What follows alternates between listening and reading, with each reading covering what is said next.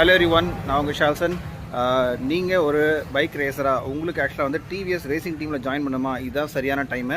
ஆமாங்க, TVS racing அவங்களோட team selection இந்த இயர் ஸ்டார்ட் பண்ணிட்டாங்க.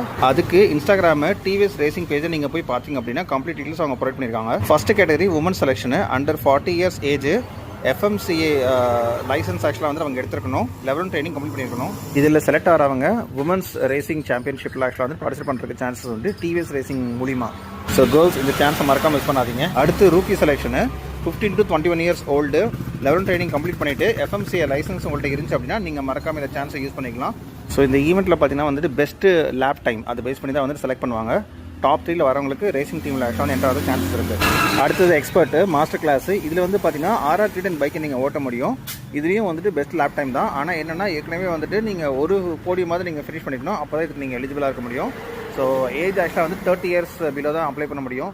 சப்போஸ் 30க்கு மேலே இருந்தால் கன்ஃபார்மாக நான் ட்ரை பண்ணியிருப்பேன், but no chance. So please don't miss the opportunity. So இந்த மாதிரி இன்ட்ரெஸ்டிங்கான அப்டேட்ஸுக்கு இல்லை வீடியோஸ்க்கு நம்ம சேனலை மறக்காமல் ஃபாலோ பண்ணிக்கோங்க. All the best guys.